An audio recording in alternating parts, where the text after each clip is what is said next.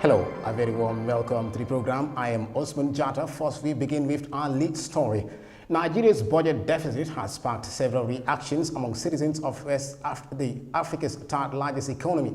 The budget deficit covers almost a quarter of Nigeria's entire budget for 2022. The budget deficit is at 3.39% of the country's gross domestic product. Some experts believe the government has to take more loans to cover up the budget. Details are in this report. Nigeria plans to spend close to $42 billion next year. But what's got people talking is the budget deficit, which is slightly more than a quarter of the entire budget. At about $15.2 billion, the budget deficit is 3.39% of the country's GDP. And to make up for the deficit, the government will have to borrow to fund the budget. There's no way you can worship money and talk about policy and talk. People are dying. So they have to borrow money to invest. And then the thing was that we needed an expansionary policy because we went into stagflation. So at the time, the inflation was rising as well as unemployment and output collapsing. This is a different type of recession. So they had to fight it out by pouring money on it and then raising revenue for the household and all kinds of statutory forbearance on the banks and bringing down interest rate. All those measures kicked us out of recession within one quarter. So it's a very necessary thing to do. As at September this year, Nigeria's total debt stood at approximately $93 billion, with additional borrowings expected to fund the 2022 budget. The figure will surely go up. What is more worrying is that if you look at the analysis, we're borrowing to curb to spend on recurrent expenditure. And that for me is not a good thing. Today, we have excess of 90% debt to revenue ratio, and that is also very worrying. So yes, our debt position is indeed very worrying. The government says Nigeria's debt challenge is actually a revenue one. While the country's debt to GDP ratio is currently at 35.7%, its debt service to revenue ratio is 70%. It's a clear evidence that the government will need to drive up revenues substantially for the country's debt to be sustainable. We all have to work, not just federal government, but state governments, to increase our revenue to enhance our debt service obligations. And that will enhance business environment so that more revenue yields comes into the treasuries of the country. Nigeria's infrastructure needs are enormous, and with the help of borrowings, the country is gradually addressing its infrastructure gap. With the help of funding from China, for instance, the country is modernizing its railways, building roads, new aviation terminals, and many others. But many are still worried over the ballooning debt profile of the country. Now, to some human rights matters. Findings on the criminal liability emanating from the Gambia's Truth, Reconciliation and Reparations Commission have shown that the former exiled leader of the Gambia is responsible for 39 crimes out of 44 listed by the Truth Commission. These crimes range from rape, murder, torture and abuses which transpired in his 2 decades rule. The Commission's report, which follows a sweeping 3-year inquiry in the abuses of the Jammeh era based on testimony from hundreds of witnesses, was given to President Adama Barrow earlier this month. Following the conclusion of the Commission's work, the TRRC's finding with regards to criminal liability for human rights violations and abuses found Jammeh involved in 39 human rights violations while being exempted from only 5. Jammeh and his junta members, including their orderlies, junglers, and a list of other associates, are responsible for the torture and inhuman treatment, murder, unlawful arrest and detention, harassment, exile, and sexual violence, among other human rights violations. Yahya Jammeh, Gambia's exiled former president, also bears responsibility for most of the crimes, either by participating, giving orders, or failure to prosecute those that commit gross human rights violations. Yahya Jammeh is also found responsible for the prosecution of Gambian journalists between 1994 to January 2017 by unlawfully arresting, harassing, detaining, deporting, torturing, forcing them into exile, killing and disappearing them. Gambia's former head of state also bears the responsibility for the killing of both Almamo Mane and Momodu Doumbouya. Jammeh and his junglers are responsible for the killing of journalist Deida Haidara in 2004, 7 civilians in 2000, and 59 West African migrants in 2005, and the unlawful killing of Usman Koro Cisse. He was also responsible for the rape or sexual abuse of Fatou Jallow, known as Tufa, and 2 others. The exiled former president is also responsible for the unlawful killing of Cisse Bunjeling. In line with Section 19, subsection 1 of the TRRC Act, any advancedly mentioned individual who has previously appeared before the Commission and made full disclosure of his or her involvement in human rights violations and abuses and has expressed remorse is hereby granted Commission for amnesty. The Commission shall within a period of 6 weeks review all applications for amnesty and provide a report to the President accordingly. Where the Commission refuses an application for amnesty, it shall give reasons for its refusal in writing to any other person who in relation to the offence is a victim. In line with Section 19, subsection 3, amnesty shall only apply to acts that form part of a crime against humanity. The above findings are subject to without prejudice to any future prosecution. In the interim, the adversely mentioned individuals continue to benefit from the presumption of innocence. The government will continue its review of the TRRC report as well as any recommendations for amnesty and shall issue a white paper on or before the 25th of May 2022. Findings from the Gambia's Truth-Seeking Commission found that Gambia's former exiled leader Yahya Jammeh is responsible for 39 killings for 39 crimes, which out of the 44 listed. Now, ANACET is a non-governmental organization that campaigns against enforced disappearances and summary executions and carries out targeted advocacy to demand justice for victims and their families. Now, joining me live is Sira Ndao, country representative of ANACET. Mrs. Ndao, a very warm welcome to the News Hour. Thank you very much. I'm happy to be here. Okay. What does justice mean to you as an organization working to make sure that former President Yahya Jammeh faces justice for human rights violations under his 22-year rule? To us, justice means thorough and effective investigations into all the allegations, because that is the key. The first part is the investigations. The Truth Commission has done its part, and now it is up to the government, for the police to take on the cases and do a thorough and meaningful and effective investigations into the matter, because we are dealing with the rule of law. We need to make sure that both sides are given their due, and at the end of the day, there is no doubt as to what has happened. Yeah, that is what justice means to us. And to us, it's not just Yahya Jammeh as the primary responsibility bearer, but also his enablers, the junglers, and everybody else that is mentioned that had played a part in these atrocious killings of hundreds of Gambians and non-Gambians. That's what justice means to us. Now, coming to the TRRC's findings, the TRRC has found that Jammeh is responsible for 39 crimes out of the 44 crimes. Some legal experts are of the view that it may be hard for Jammeh to face justice. What do you think of this?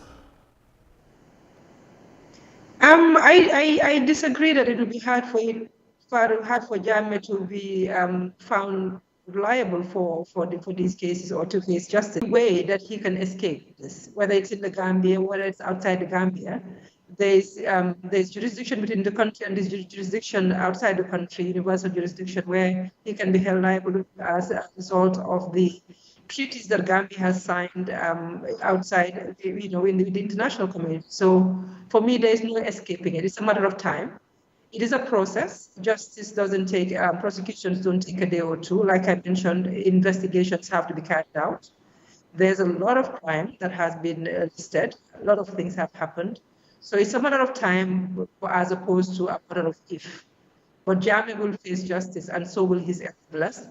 And I'm certain Gambians also will make sure that this Jammeh faces justice because we committed to it. The government has been showing commitment, particularly with the making of this public, this TRRC for public. The civil society is committed, the victims community is committed, and Gambians have signed their own commitment to, for this to never happen again in this country. And for that to happen, Jammeh must face justice. Okay, are you hopeful that Jammeh will face justice? Yes. Sure. So what are some of your latest activities towards seeking justice for the victims of Jammeh? As an organization that has been involved with the transitional justice process in the Gambia, and an organization that, one of our primary activities is seeking justice for victims, we've been continuing the cases. We have 4 cases in the ECOWAS court that we have supported victims and their families to take the government of the Gambia and the government of Ghana to court for failure to the process started. We are continuing on along those lines. We are also continuing on getting involved in this process of the next step post-TRRC. We are making sure that ANACARE and other civil society, particularly victim-led organizations, are part of the process, and victims are part of the process for seeking justice. It is a very important part for the victims, for them to feel for them to feel that they're committed, they're involved rather.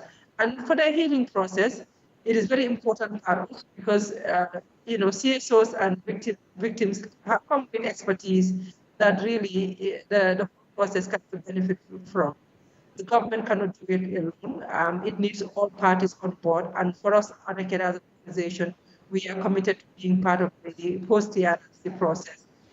In the justice prosecutions, investigations, whatever it is. And even starting with the white paper, this is an activity that we are looking forward to and are going to bring ourselves forward and out there, part of the process to make sure that, it is an inclusive process that comes out with a product, a white paper.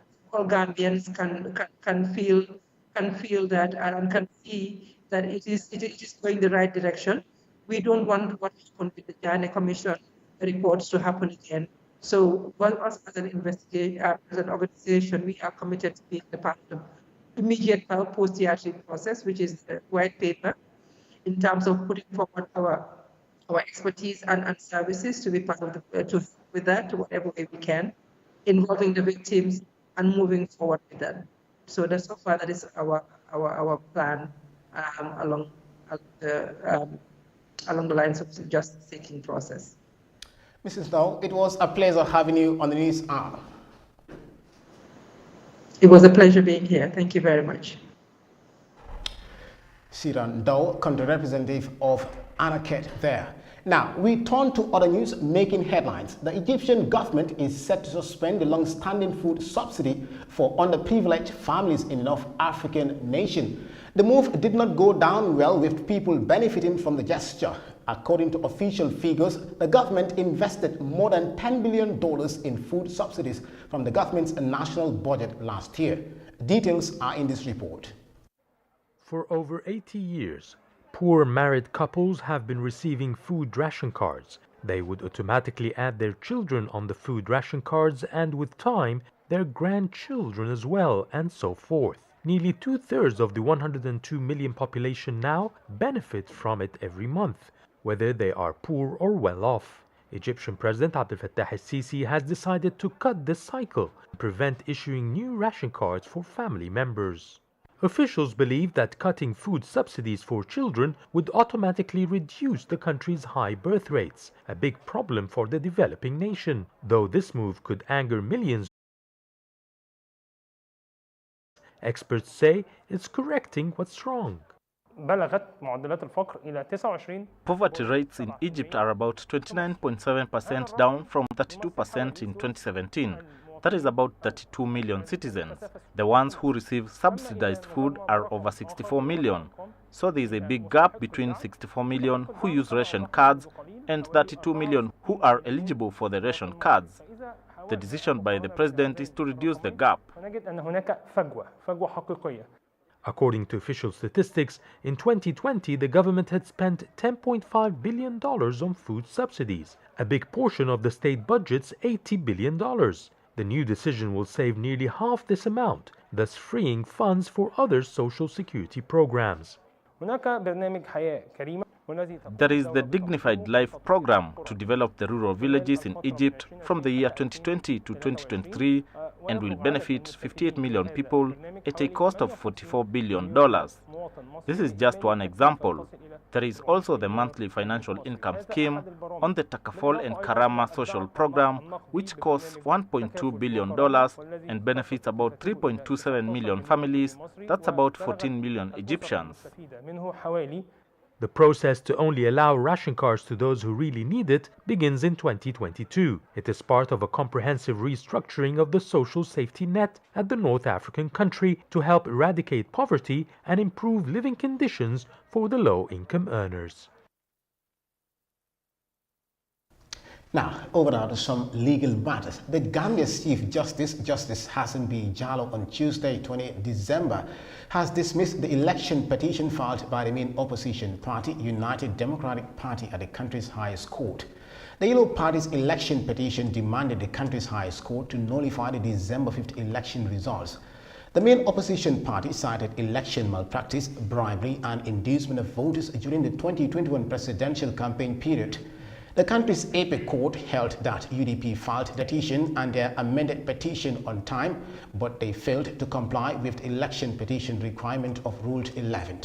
Against this backdrop, the Yellow Party was hit with a fine of $100,000.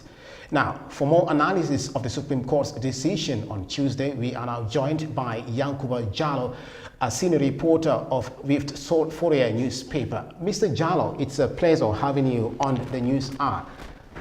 Thank you very much. I'm happy to join you today. What more can you tell us about the Supreme Court's verdict on Tuesday? Yeah, it came after two unsuccessful bids by the lawyers for President Adama Barrow. They filed motion 1 and they withdrew that, and they lost woefully on motion 2. So the third motion was the one that they succeeded in. So it was like an all-out struggle for the lawyers representing President Adama Barrow. So the last one they succeeded. That is Rule 11, which requires you to file notice of petition and propose security.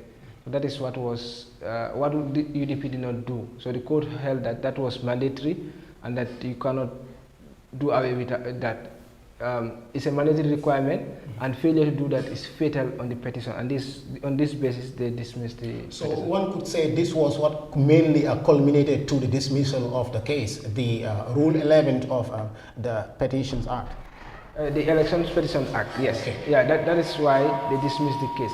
So the other issues that the lawyers of President Adama Barrow raised, like whether it was filed within time, the petition and amended petition, whether IEC were added wrongly, all those things were not actually upheld by the court. The court dismissed all those allegations, saying that they are baseless, they lack merit. But on the third motion, which is the failure to fulfill or comply with the requirement of Rule 11, on this basis, they dismissed the suit. So what other legal avenues are there for the UDP party to contest the election petition results? As far as I know, only one avenue. Yeah, which is to apply for a review. You know, this one, it was five-man panel where they sat and decided. So now they can go for a review where it will be 7. That is the only avenue that is available for the United Democratic Party. If they feel that the 5 panelists err in law, they can go for this, and they may succeed if they think they have enough ground, sufficient ground to support their case. If not, there is no other avenue. Are you expecting the Yellow Party to go back to the Supreme Court to challenge its decision again? Yeah, after listening to the majority leader, KK Barrow, one of his audios that he released yesterday, he said the party will communicate to the masses on Friday. So I don't know what their steps are, because they will have briefings with their lawyers tomorrow in the afternoon, according to KKB. So we don't know what they will say, what their next steps are. But what I saw also is one of their lawyers who did not appear in court, but he's a lawyer, legal practitioner. He's called Yang Stabo. He was suggesting and telling them to go to the ECOWAS court.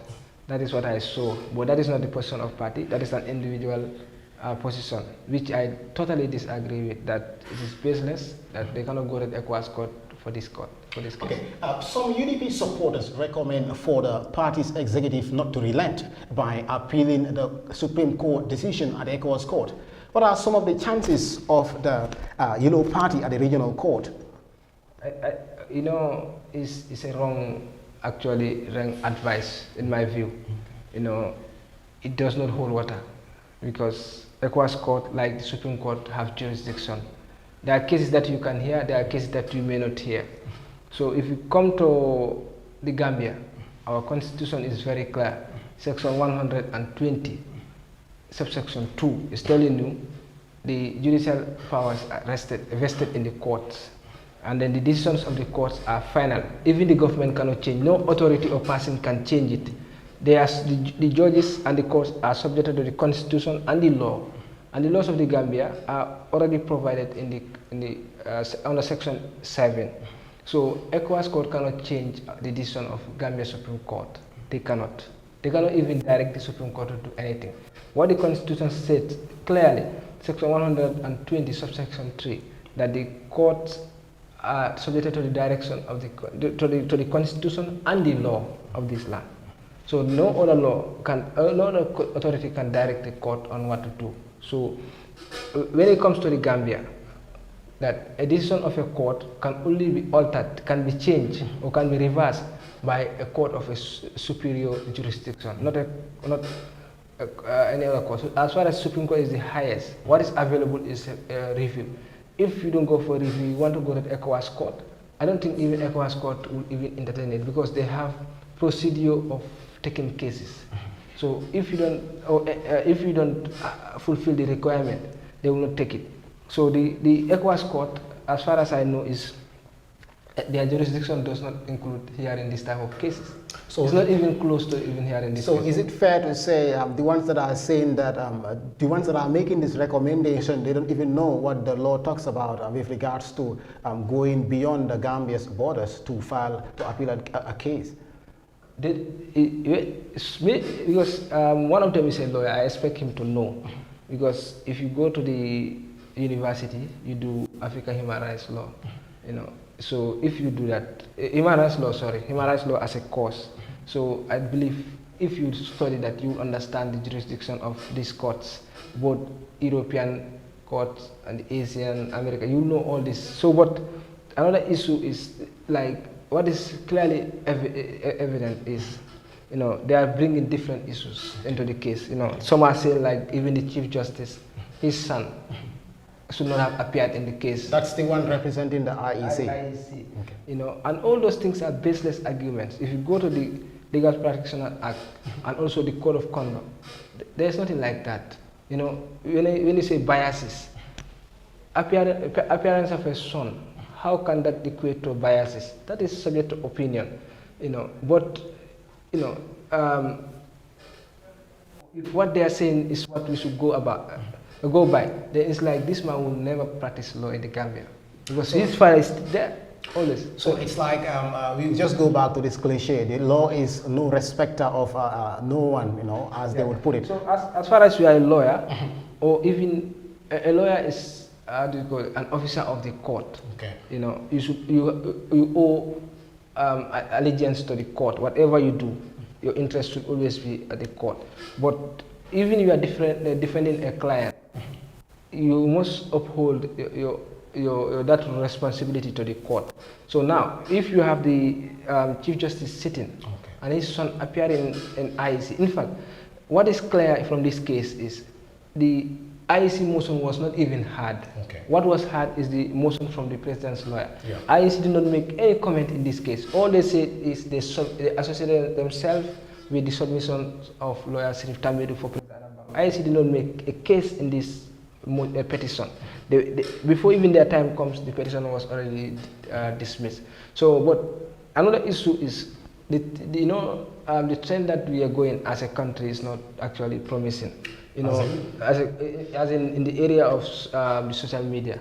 You know, we don't have regulation, and so anyone can create a Facebook account. You have teenagers there. Okay. But what we should be looking at is, what can we learn from this judgment? You know, we always look at things to criticize. But the reality is there are a lot of things that we can learn from this judgment. What was the basis for the holding of this? Because the Chief Justice even cited several cases outside the Gambia, Malaysia, you know, Sierra Leone, you know, and other jurisdictions, even UK, saying notice of security and notice of purpose security and notice of petition. These are mandatory requirements, failure of which will render the petition fatal. So now, just cutting it short, on a final note, you have been covering court cases. What can you tell us about this with regards to the Gambia's young democracy? Because in the past, we have not been seeing such developments like a main opposition party going to the High Court, you know, filing a petition to challenge the election results. What can you say about the Gambia's growing democracy? No, it's not actually accurate to say they were not filing. UDP has been filing petitions. This is not their first time. But this is the first time after the defeat of Gambia's Jammeh in 2016.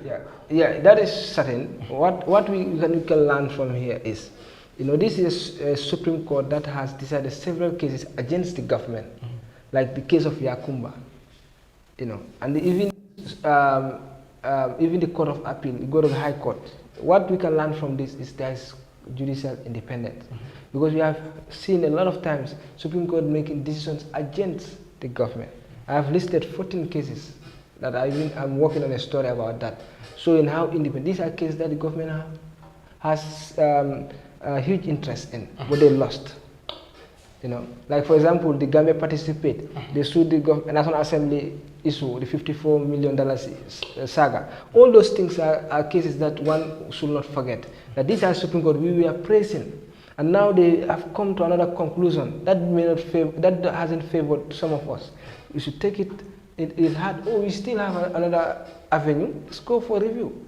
And then if you exhaust all remedies, then you take it by heart that yes, there is no avenue for it. But the situation is, what this has shown is judicial independence exists in the Gambia, and then the civil society and all other persons in the Gambia have courage now to go to court.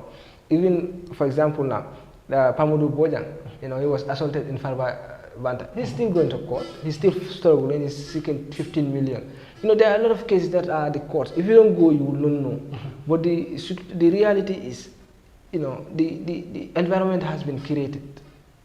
I cannot say it's created by the regime, but created by us, because we were the people who decided to change that regime and bring forward the regime. So the situation here is, let's all appreciate what exists, and then we always learn from, even if there were mistakes, let's learn from it and improve on our situation and then move forward.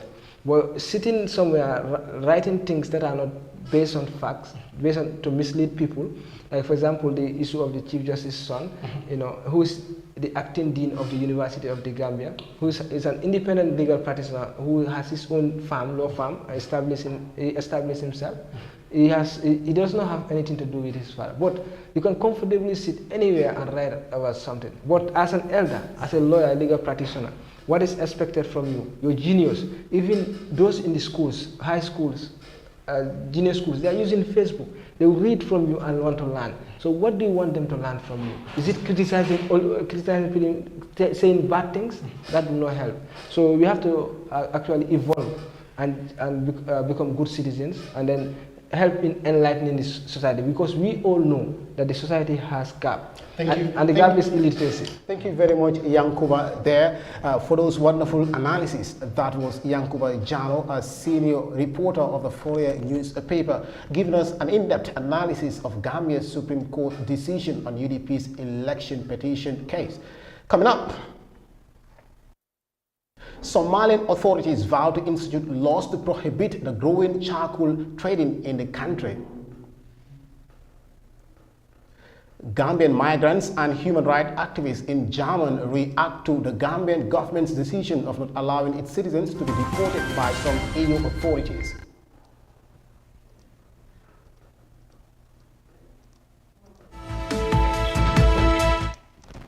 Thank you very much. It was a pleasure. Yeah.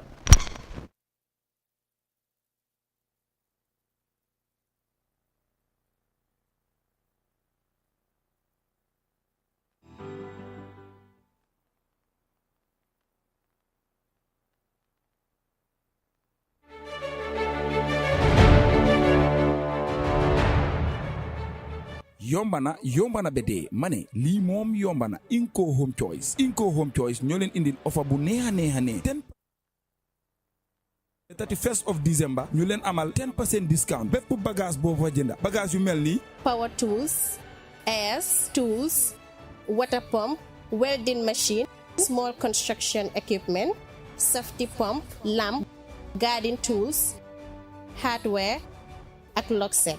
ñu ñoo ko déggandoor ma ne offer bii nag kenn bum ko faate te ma ne bépp liggéey bee mun di xalaat demal Inco di nga am bagage bu yomba te di nga am 10% discount si weeri December bii nii soo buggee am lu ci leer doxantul seen maakaan yi wala nga call leen 799-3846 wala si 3415619 wala si 3039000 wala si 7707275 ak Inco Home Choice seen bépp jaaxale si wàllum tabax wala bépp liggéey boo xalaat demal foofu noonu yomba na baax na ak Inco aduna bi mu ngi ci sa loxo.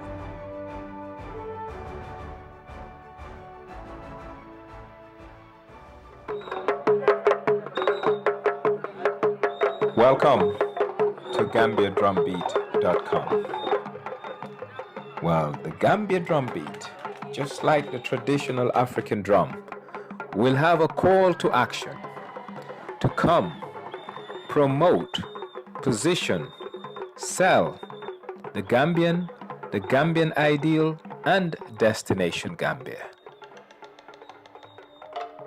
We will be having features about sights and sounds of the Gambia, the foods, the cultures, and the people of the Gambia. And we will be featuring different sectors of the Gambian economy. Well, follow us on Gambia Drumbeat as we chart the way forward in terms of positioning brand Gambia and having a conversation about Gambia and the Gambian ideals.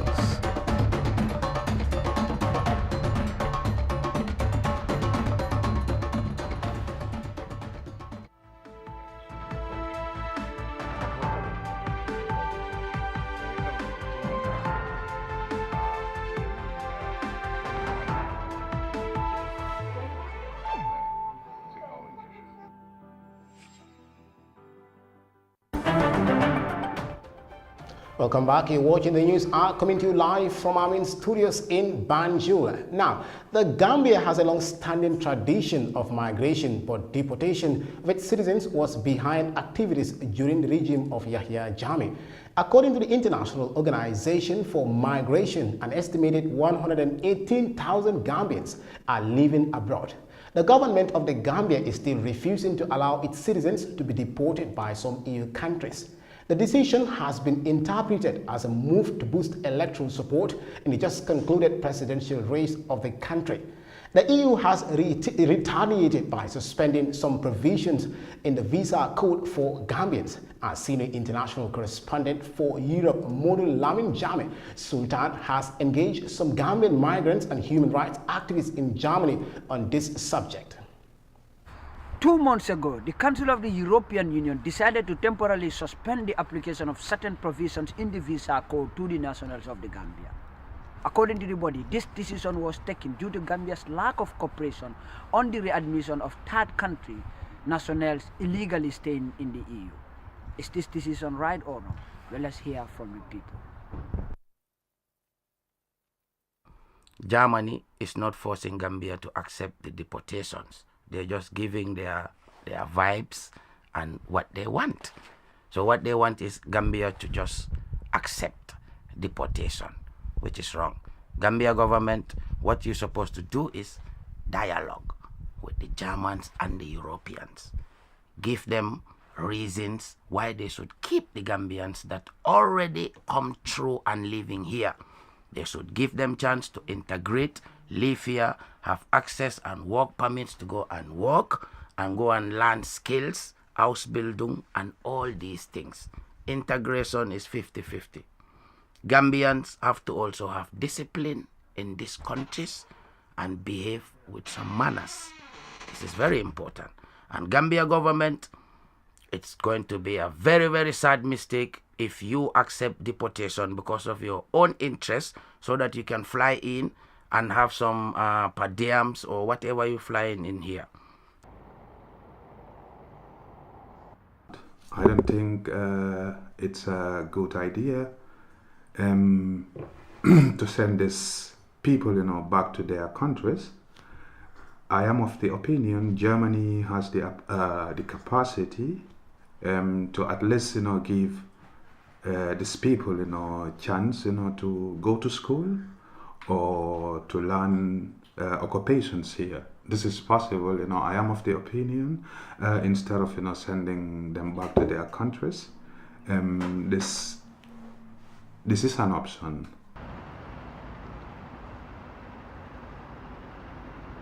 Well, deportation is a very sensitive issue, and then I think both the Gambia government, the EU and the German authorities need to have dialogue about this issue, especially with regards to Gambia, because it's not like deportation is only for Gambia, it's affecting most of our sister countries also in Africa. But I can only talk about Gambia, knowing what we've been through in the past 22 years, though there is a change of government, but I still believe like a lot has to be done in order for that country to be in a direction that we want it to be.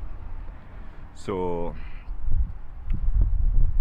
right now the best thing is the government has to engage both the EU and the German authorities and then let them have a concrete discussion with this issue, because right now we all know like how many people are graduating from school right now and the job market in the Gambia.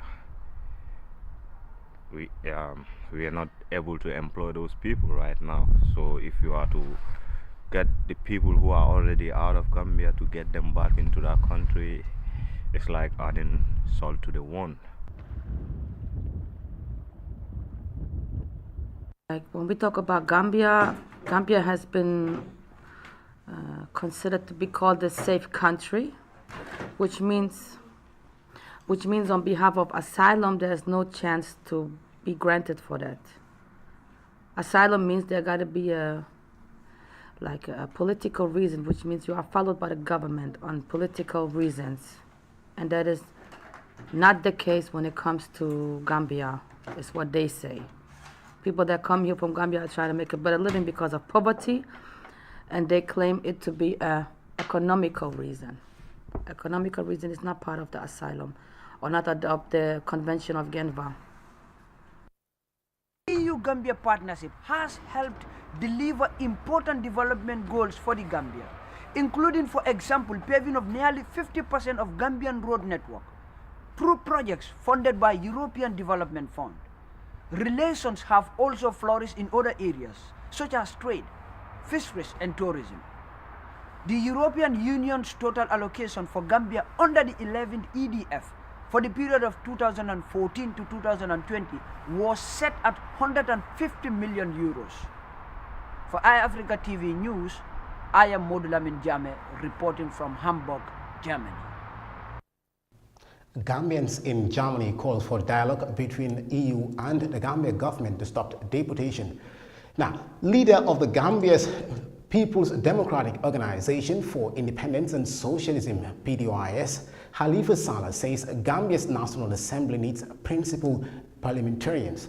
The PDOIS leader said this commenced in a joint coalition presser organized by the leadership of the PDOIS party and the All People's Party and Alhaji Mamadi Kurang to discuss a way forward ahead of the April parliamentary elections. The Gambia's three organs of government, namely the legislature, judiciary, and the executive, are instituted to maintain a balance of power in the country by observing checks and balances amongst themselves. A key arm of the government is the parliament, which represents the people at the grassroots level. Most experts have agreed that for any country to develop, it needs good policymakers. For the PDOI's leader, Halifa Abubakar Saleh, the Gambia's National Assembly needs a principled parliamentarians. But every development that has taken place had taken place because their National Assembly members convinced that they should put national interests before personal interests. Even if there are some contradictions here and there, ultimately, national interest prevailed and development continued to take place. What we now need in the National Assembly are National Assembly members who are principled. The PDOI's party won 3 seats representing 8.0% of the total votes cast in the 2017 National Assembly elections. In this year's legislative election, the 3 political leaders reached an agreement to support each other's candidate in their constituencies. Alhaji Mamadi Kurang, one of the rejected independent candidates by the IEC, now a member of the PDOI's coalition, called on the PDOI supporters to visualize the National Assembly elections as a vital election. So we pledge and our support for this alliance, continuing support for this alliance. And we think we appeal to all our supporters to see the National Assembly as a very important election. Now that we have elected a president, we need a group of people in the parliament that are going to make sure that checks and balances are in place when it comes to bringing in legislation, when it comes to approving and discussing matters relating to budgets. For Dr. Bai Ibrahim Jan, Secretary General of All People's Party, this alliance will remove the country from poverty by addressing the basic needs of the people. APP fully supports this partnership, and we believe is the best way forward. APP believes this is a formidable alliance that would work for the benefit of Gambians, would address the basic necessities of Gambians. Without doubt, is the alliance that would get Gambia out of its poverty, ignorance, and injustice. The PDOI's party has always been a model in the Gambia's parliament, and this is evident. In 2017, President Barrow donated dozens of vehicles to lawmakers. Despite the professed goodwill from the presidency, all the 4 Doi lawmakers turned down the president's offer after he failed to disclose the source of the cars. The party was also an active advocate of the failed draft constitution, which many suggested that the presidency influenced its rejection at the parliament. With only 3 months for the upcoming April 2022 National Assembly poll, the PDOI's leadership is confident that their coalition is the beginning of a new start in the National Assembly of the small West African nation. Osman Jata, Eyeafrica News. Doi leader says Gambia's parliament needs principled MPs ahead of the upcoming 2022 parliamentary elections. Finally, in East Africa, Somalian authorities have vowed to institute laws to prohibit the growing charcoal trading in the country. The charcoal business has triggered illegal logging of trees in the East African country, leaving many people worried about the environmental ramifications. More details are in this report. Charcoal is the main energy for cooking in Somalia because it is cheap and accessible. Although the environmental impact of cutting down of trees for charcoal is visible, the business is booming. We get the wounds and logs from faraway areas, hire people to bring it and cut it down for charcoal and firewood use. We don't have many challenges on the road. The dealers say the market is nowadays shrinking after the armed group Al-Shabaab banned the trade in their territory. We used to get charcoal from the remote areas before, but now it was completely banned. We instead purchase wood and burn it to make charcoal for sale.